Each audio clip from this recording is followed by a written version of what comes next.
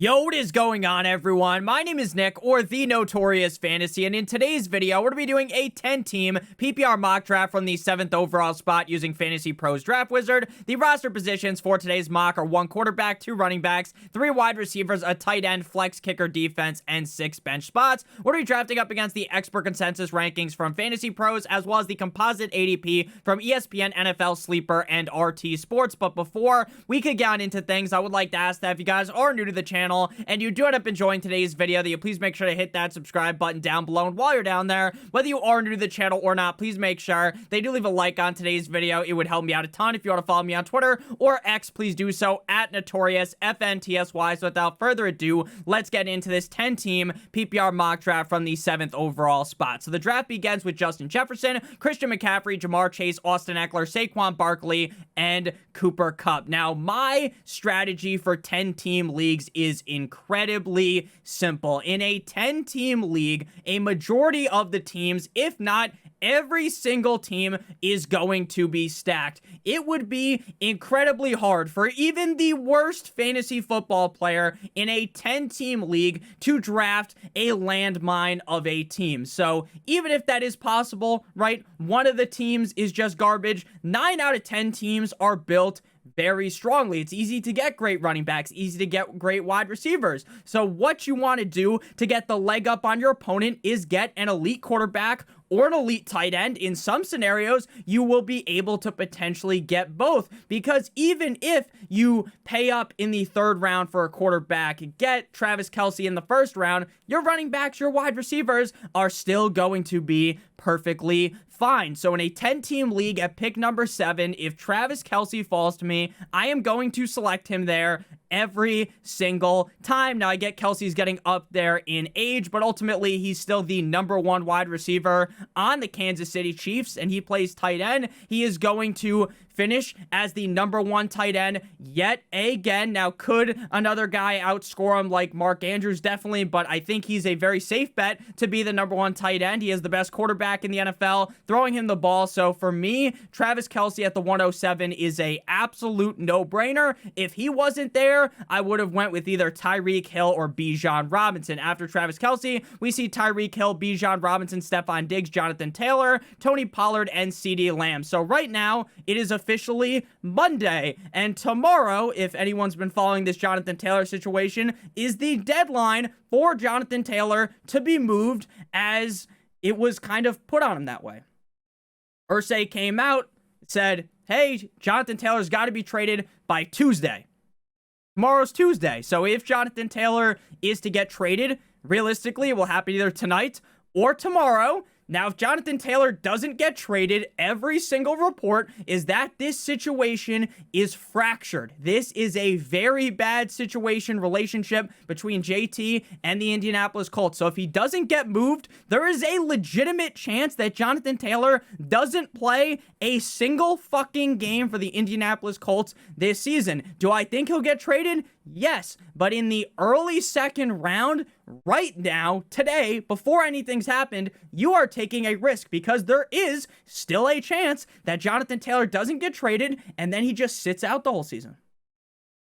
Or he comes back and he's quote-unquote hurt, so he's not sitting out, but he doesn't play the whole year, right? There are a lot of situations that could transpire where Jonathan Taylor is a big fat bust. There's also a chance that he gets traded to a team that you wouldn't want to take Jonathan Taylor in the middle of the 2nd round because of the team he lands on. We could go with Patrick Mahomes here, or Jalen Hurts, or Josh Allen. We did do a Travis Kelce and Patrick Mahomes stack on a 10-team draft a couple of days ago, so we're not going to redo the exact same thing, but I do think in a 10-team league, I'm a lot more likely to do something like that. Even though I have Jalen Hurts ranked ahead of Patrick Mahomes, having that duo is absolutely insane, and there is a chance that we could get one of these quarterbacks in the 3rd round. This is a league with 3 wide receivers and a flex, so it is screaming out to us to get a wide receiver, but 9-inch Nicholas Chubb is still available. I think Nick Chubb could easily finish as a top 3 running back this season. I think we're to see some more receiving work added to his repertoire with the fact that they didn't bring back Kareem Hunt. I think the Cleveland Browns offense as a whole is in for a huge bounce back season.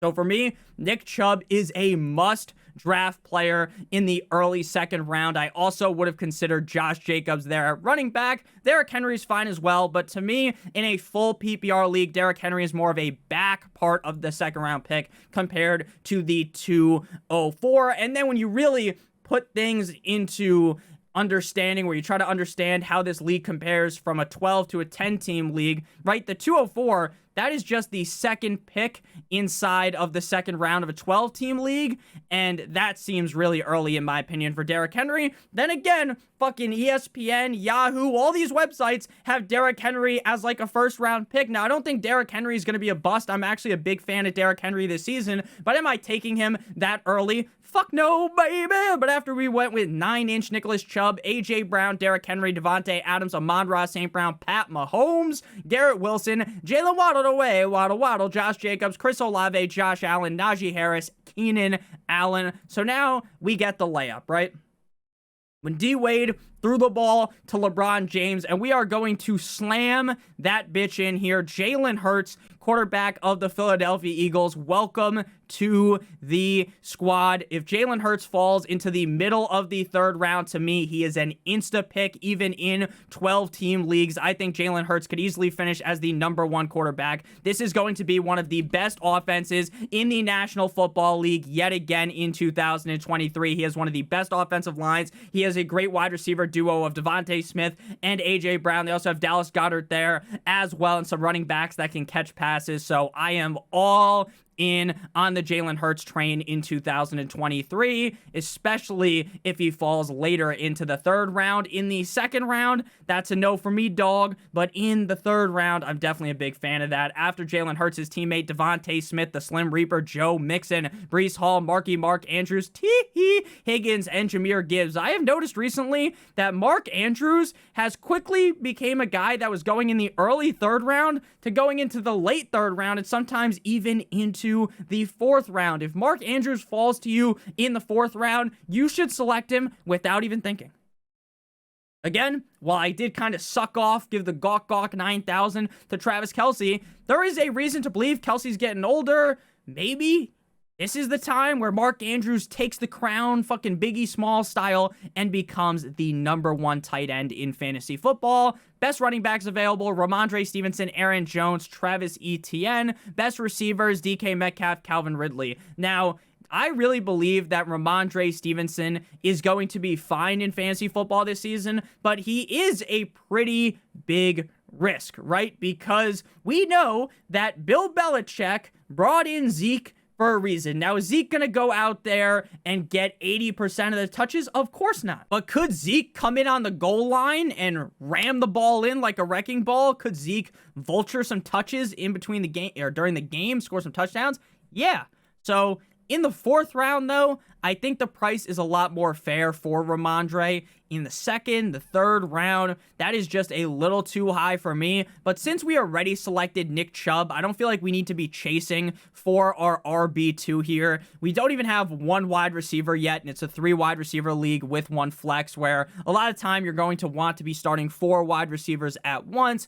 I don't want to get behind, fall behind at wide receiver, and take a guy that is risky like Ramondre Stevenson. So we are going to go wide receiver. Best receivers available: DK Metcalf, Calvin Ridley, and Amari Cooper. We are going to go with Amari Cooper this time. Now, Calvin Ridley is my highest ranked wide receiver, but we could go Amari Cooper. But the problem is I kind of just contradicted myself, because we talk about this a lot in the mock drafts. I don't want to be drafting 2 players from the same team at the same exact, the skill positions, right? Running back or wide receiver. I'm fine if you wanted to talk yourself into Kelce and into Mr. Mahomes. If you want to talk yourself into Hurts and Devontae Smith, that is a little bit different to me than drafting the running back 1 and the wide receiver 1 on the same team. We take Calvin Ridley every single time when he falls into the 4th round. I want to diversify my teams, but I just don't like DK Metcalf this season. I really do think that DK Metcalf is in too loaded of a wide receiver room with a quarterback that spreads the ball out like Geno Smith. I would rather go with Calvin Ridley, who is the clear numero uno wide receiver in his offense. We've seen it through preseason, they want to force the rock into the hands of Calvin Ridley. This guy looks like he hasn't even missed a year and a half of football after Calvin Ridley, Amari Cooper, DK Metcalf, Travis Etienne, Ramondre Stevenson, Ron Jones, DeAndre Hopkins, Kenneth Walker III, Deebo Samuel, Damian Pierce, Christian Watson, Terry McLaurin, Miles Sanders. Damian Pierce continues to be in that preseason game against the Saints. He is a workhorse running back. Devin Singletary reeks to high heaven. The motherfucker's got the cheese touch. He stinks. He stinks like Euron Greyjoy, I assume, smelled when he was getting tortured. Okay? Damian Pierce is great. He's in a great situation. He's going to be catching more passes.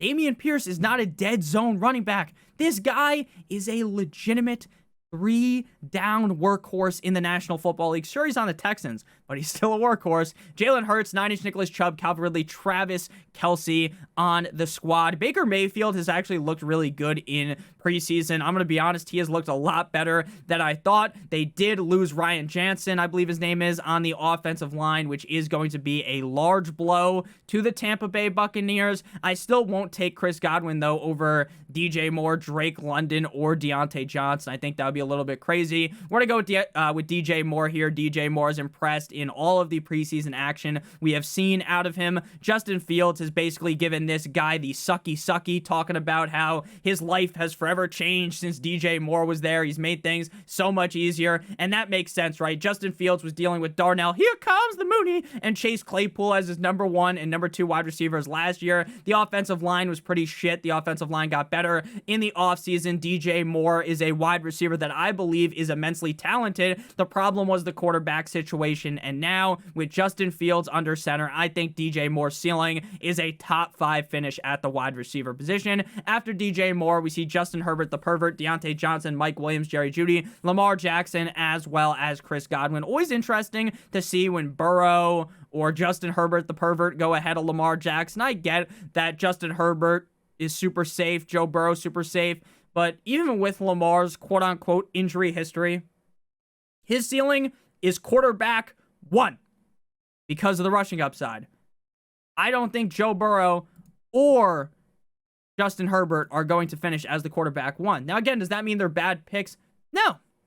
Especially where they're falling in some situations, but I'd rather just have Lamar Jackson, if I'm being honest with you. So looking at the running backs in this range, Madison, Dobbins, Connor. Obviously, we're not looking quarterback or tight end. So for me, this is kind of a tough decision because I'm a huge fan of Alexander Madison. We haven't gotten J.K. Dobbins on any teams. He has been a straight avoid for me, but I do think that there is a reason to believe that Dobbins is the clear number 1 ahead of Gus Edwards. And while they may run the ball less in Baltimore compared to years past, maybe that helps J.K. Dobbins. He's pretty efficient. He's a decent pass catcher. So while we haven't taken J.K. Dobbins much in these drafts, I do think that, again, you want to diversify your teams, right? You don't want to leave every single draft with the same exact players, because if you do 10 leagues and you draft, for instance, Alexander Madison over J.K. Dobbins 10 out of 10 times, if Madison gets hurt, while it was just a 6th-round pick, that's going to hurt. It's going to feel like a bullet to the chest, because that's a guy that a lot of situations where you're drafting Madison, he's going to be starting for you, even if it's your RB2 or your flex spot. So if that happened, knock on wood, we'd be screwed. So we're going to go with J.K. Dobbins this time. Again, when I say that I want to fade players in fantasy football, I don't mean you can't take them in once. You know, I don't mean you should fully fade them. There are only a couple of players that I am just so completely sold that they are going to be bad or not pay off at ADP that I won't draft them. Like DK Metcalf, where he's going, I cannot talk myself into drafting him. Same thing with Deebo Samuel. But Dobbins is going a little bit later. You know, he's going in the 6th round. So if I'm wrong about J.K. Dobbins in the 6th round, you know, or maybe I'm correct, right? And J.K. Dobbins isn't good in the 6th round. It doesn't sting as much as if I say, you know what, DK Metcalf sucks, but I'm going to take him here, and then Metcalf sucks, I draft him in the 3rd round, I'm going to feel like a buffoon. So after J.K. Dobbins, Joe Shiesty, TJ Hawkinson, Darren Waller, David Montgomery, Drizzy, Drake London, Justin Fields, Alexander Madison, George Kittle, me Timbers, Dallas Goedert, Alvin Kamara, Trevor Lawrence, and James Conner. So again, we still have our quarterback already on the squad and our tight end, and the best part about this is now we can just keep spamming the wide receiver button. We have our RB1 and our RB2. The spots to the left on our team are wide receiver 3 and our flex. We're going to want 2 wide receivers for both of those spots. Christian Kirk, I've talked about this a little bit recently, scares the fuck out of me. Scares me. Now, I know in the first preseason game he scored. Yippee-ki-yay, motherfucker. This guy has been playing not in the wide receiver 2 sets. We've seen a lot of Zay Jones, not a lot of Christian Kirk. In the 7th round even. That's scary. He goes in the 5th round of some drafts. Very, very scary, in my opinion. We are going to go with Ayuk. Ayuk is another guy that I'm not super keen on, but I do really like Big Cock Brock Purdy. I think he's a actually solid NFL quarterback, and I do think that Deebo Samuel might not be that great this year, but Deebo's a guy you're drafting much earlier in a crowded offense. Brandon Ayuk going in the 7th round here. I think Brandon Ayuk is a very good player. This is a guy that has been locked in the doghouse by Kyle Shanahan in the past. Hopefully that is not the case this season. Hopefully Brock Purdy is able to stay healthy because I love this 49ers offense as a whole. Now, again, I'm a little worried about Kittle where he's going because Kittle is, you know, in the 7th round, it's fine. But like when he goes in like the 5th round, you have to understand that Kittle is very boom or bust week in and week out.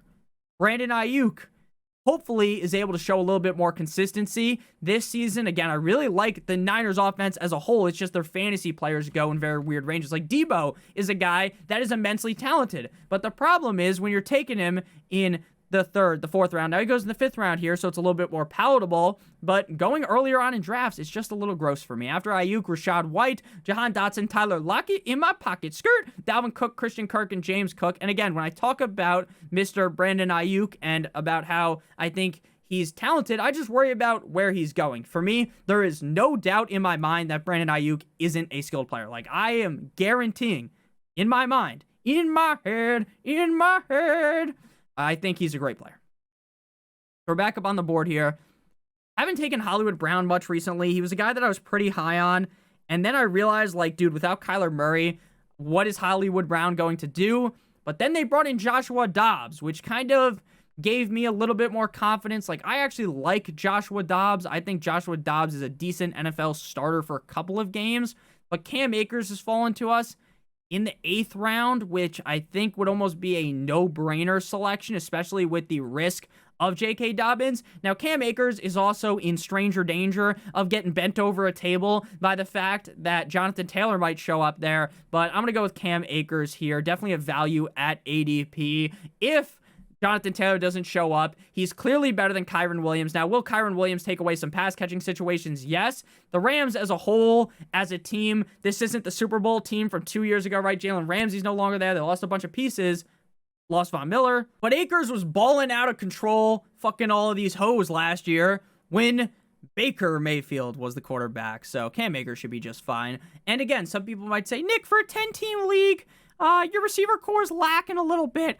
Yeah, it might be, but that's because we went for the elite quarterback and the elite tight end. And you know what? Having those elite onesie positions, I genuinely think is the skeleton key to winning your 10-team league. So I'm fine with it, even though it might look a little bit gross. We got a lot of bench spots to just draft running backs and receivers, because when you draft Hurts that high, you don't need a backup quarterback. When you draft Kelsey that high, you don't need a backup tight end. And do not worry about the bye weeks, right? Hurts and Kelsey on bye the same time week 10. We'll just cut people on our bench and then pick up a quarterback and a tight end to play in their place. So in the 9th round, especially in a 10-team league, I'm not really all that in on drafting Pacheco, Herbert, A.J. Dillon, Brian Robinson in this spot. I would much rather just load up on some of these talented wide receivers. Jackson Smith-Njigba, to me, would be kind of a no-brainer pick if your league had an IR spot, right, where you draft him. He might miss 3 to 4 weeks, so he misses 3 to 4 weeks. You throw him on the IR spot. Then eventually he moves onto your bench. And I really do think the Seattle offense is going to be good. I think that Jackson Smith-Njigba is the best wide receiver in his draft class. I expect a good season out of him, but his injury does cause for reason to be a little bit more nervous. Now, if we're trying to be safe, we would draft Brandon Cooks here, but as you get deeper and deeper into the draft, you don't wrap it up no more early on. Don't be silly, wrap your willy later. You rip the Band-Aid, you rip the condom off here. We're going with Gabe Davis. Now, Gabe Davis last year was an immense disappointment, right? Everyone got down on their knees and sucked him up in a good way. Everyone loved him, giving him the gawk 9,000 all the way up to like the 5th or the 4th round, right? And at that point, we hyped him up far too much. So he exploded. He busted all over us, right? Like he hasn't ejaculated in months. And it sucked. He wasn't very good. But you can also blame the fact that Josh Allen got banged up and the fact that we hyped him up too much. So now, back in the 9th round, a much easier pill to swallow, right? Much easier. And you're not assuming that he's going to do what you assumed he did last year because of how good he looked up against the Kansas City Chiefs. And I make fun of that. But I was the same asshole that was galaxy-brained into thinking that Gabe Davis was the second coming of fucking Megatron or Randy Moss or something, right? After Gabe Davis, Isaiah Pacheco, Zay Flowers, Philadelphia Eagles defense, A.J. Dillon, Jackson Smith in the Jigba, and Brandon Cooks. They're saying we should select Khalil Herbert. But again, we got our 3 running backs. We need to keep drafting wide receivers. Juju Smith-Schuster is the easiest receiver I have ever seen to avoid. He couldn't do it with Patrick fucking Mahomes. What do you think he's going to do with Mac Jones? But Nick, they don't have a lot of receivers to throw the ball to. I'm not even convinced that Juju Smith-Schuster is better than Devontae Parker or Tyquan Thornton. So you better believe Juju Smith-Schuster. I'm not, again, I always talk about diversify your teams, this, that, and the other thing. I am stuck in my ways that Juju Smith-Schuster, Mickey Moused us all. He tricked us into thinking he was good because Antonio Brown ahead of him made Juju look so good when Juju's the number 1 guy. That does not work very well. No. Dikembe, no. So we're back up on the clock here. Could go with either Michael Thomas or Cortland Sutton. We're going to lean with Cortland Sutton this time, though, with the injury of Jerry Jeudy. For the first couple weeks of the season, when Jerry Jeudy's gone, I really think Cortland Sutton has some really solid upside. Now, this is an offense at the mercy of Russell Wilson. If Russell Wilson plays like he played last year, this offense is going to be on the struggle bus. This is going to be a hard offense to watch yet again. But I believe, and a lot of people are saying that Mr. Sean Payton is going to fix it all. Plus the picks in the 10th round, right? So it's not as much of a risk, right? I've been a Cortland Sutton guy for years. He hasn't really been good since like 2018. After Cortland Sutton, Juju Smith-Schuster, Michael Thomas, Odell Beckham Jr., Elijah Moore, Kadarius Toney, and maybe it was later than that. I honestly don't remember. Khalil Herbert, Jacoby Myers, Quentin Johnson, Zach Charbonnet, Brian Robinson, Jamal with 2 A's, Williams, and Samaje Perine. So again, we're going to keep spam drafting these wide receivers. Nico Collins scored a tug up against the Houston Texans all offseason. I've been saying and screaming to the mountaintops, Nico Collins, wide receiver 1 in Houston. Now I know you don't want to overreact, splooge over some preseason game. He scored a tug. He's been looking good. CJ Stroud threw a fucking piss missile to him this wasn't the touchdown play. He threw the ball to him right in the breadbasket. The defender he turned it into Deion Sanders, knocked it out of there. But Nico Collins has that dog in him. I think I'm going to say right now, I can guarantee, it feels like a guarantee that he will be the wide receiver 1 in Houston. I like Mechie, but I really do think that Nico Collins is that guy, and I am ecstatic to get him this late. After Nico Collins, Alan Lazard, Romeo Doubs, Deshaun Watson, Dak Prescott, Sky Moore, and Kyle Pitts. Now I know people are scared to draft Kyle Pitts. Kyle Pitts fucked him over last year, right? He didn't even have the common courtesy to spit on it before he fucked you for a fucking 7 gazillion games straight, right? But he goes later now. He's not a top 5 round pick. We understand the risk. But I think Desmond Ridder is going to be a little bit better than people think. I think this offense is going to be solid. I really like Kyle Pitts this year. I mean, in the 12th round, you could be someone that hates Kyle Pitts, right? The person that's in the comment section, stop drafting Kyle Pitts, Nick, right? Fucking having a shit fit in the comment section. Even that person, I think, would draft Kyle Pitts. Let me know, if you're someone that hates Kyle Pitts, would you take him in the 12th round? I'd assume the answer would be yes. I mean, you would have to be like a stone cold hater to not do that. And I have been in the past a Kyle Pitts hater. So we're back up on the clock here. Gonna go running back. We are going to go with Rashad Penny. This running back room is very confusing in Philadelphia. So I feel like just taking a shot on the running back room is worthy in the 12th round, right? Could Rashad Penny be the RB3 behind Gainwell and Swift? 100%. Could he end up as the RB1? I also think that could definitely happen. Rashad Penny is one of the most efficient running backs in the NFL over the last couple of years. The problem is the guy just simply cannot stay healthy, but I'm willing to draft him this late because, again, the risk is baked into the draft price. After Rashad Penny, Jerick McKinnon, Dallas Cowboys, Rondale Moore, David Njoku, Devin 2 Chains, Chig Okonkwo, Jalen Warren, Adam Thielen, Danny Dimes, Ezekiel Elliott, Donovan Peoples-Jones, and Easy E. Evan Ingram. So, again, at this point, if we didn't have Jalen Hurts and Travis Kelce, this is where I'd start be looking for some tight ends in an 8-team league or in a 10-team league like this. I would definitely probably take 2 tight ends. If I took Freiermuth, I'd want to pair him with Higbee or Schultz and just rotate every single week hunting for that upside because it's a lot more important to have, I think, one great tight end. Try to find that great tight end compared to in a 12-team league. Again, quarterback, tight end, way more important to me in a 10-team league. Back up on the clock here. Right now we have 1, 2, 3, 4. How many licks does it take to get to the center of a Tootsie Pop? 4 running backs. 1, 2, 3, 4, 5, 6 receivers. So we need at least one more running back to get to numero 5. Very nice. I have this setting on my mic turned on where it's supposed to kind of turn away the outside noise, and I fucking hit my water bottle with the force of Will Smith smacking that man up at the Oscars. And I don't know if it came through, but I'm not muting it anyways. It probably fucking sounded like fucking tactical nuke was inbound from MW2 on your guys' end because it's right next to my microphone. So it is what it is, though. It'll wake you up if you're sleeping. You know, you're trying to have some ASMR Notorious Fantasy at night. You know, you listen to me sleep. I don't know if anyone listens to me while they go to sleep. That's insane. I start going on like rants. I start like screaming at the fucking microphone. That'd be crazy if people listen to me before they go to sleep. Again, the Miami Dolphins running back room is in danger of getting absolutely torched by Jonathan Taylor, but I'm going to take Raheem Mostert here. If Jonathan Taylor doesn't get traded, Raheem Mostert should be the RB1 on that squad. And then we are going to close things out with a wide receiver. While I don't want to do it, don't want 2 receivers on the Jags, realistically, if Zay Jones ends up being the wide receiver 2 on the Jaguars, and maybe it's just Fugazi, it's just like the first couple of games, I think you can fool someone into trading for Zay Jones. So as the last pick, I'm fine doing that. And if he ends up as the wide receiver 2 in that high octane of a Jacksonville Jaguars offense, you might just want to keep him. You could play him and fucking Calvin Ridley at the same time, especially in good matchups. After Zay Jones, Greg Dulcich, Elijah Mitchell, Darnell, here comes the Mooney, Rashi Rice, Devin Singletary, Dalton Schultz, Justin Tucker the fucker, Cole Kmet, the Cardinals defense, Zach Ertz, Dalton Kincaid, and Daniel Carlson.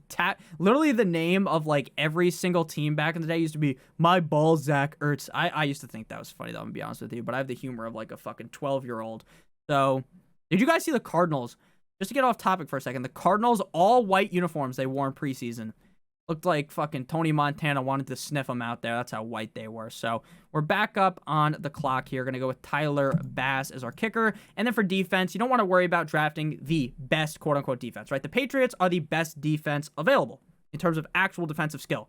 But the Ravens play up against C.J. Stroud in his first ever NFL start. So you want to get the Ravens, and then after that game, you can just stream defenses week in and week out. I made a video on defenses to draft based upon their week 1 matchup, and I'm going to make videos every single week on defenses to stream. So we get an A- out of 100. To me, I understand that the running back room, the wide receiver room's a little murky, but to me, we have so much good depth, and the fact that we have Hurts and Kelce makes up for it all. So Jalen Hurts, our quarterback. Our running backs are 9-inch Nicholas Chubb and J.K. Dobbins. Receivers are DJ Moore, Wiki, Calvin Ridley, Brandon Ayuk. Our tight end, Travis Kelce. Our flex, Cam Akers, but you can flex out Cam Akers for some of these guys on the bench, like Gabe Davis, Cortland Sutton, Nico Collins, Rashad Penny, Raheem Mostert, and Zay Jones. Our kicker is Tyler Bass, and our defense is the Ravens up against the Houston Texans. So let me know down below in the comment section what you guys thought about today's team. Leave a like, hit that subscribe button down below if you have enjoyed. Our channel is growing at a rapid rate. Thank you guys so much. It means the world to me. Last 2 days, we've seen over 50,000 views. That's fucking crazy. So genuinely, thank you guys from the bottom of my heart. You guys mean everything to me. Without you guys, this whole ship sinks. I think that's what Jordan Belfort said in The Wolf of Wall Street, but that's true, right? Without you guys, I'm just sitting here like an asshole talking to a microphone and a webcam. So I love you guys so much. Thank you guys for everything. Have a great one. See you guys soon. See you later with another video. As always,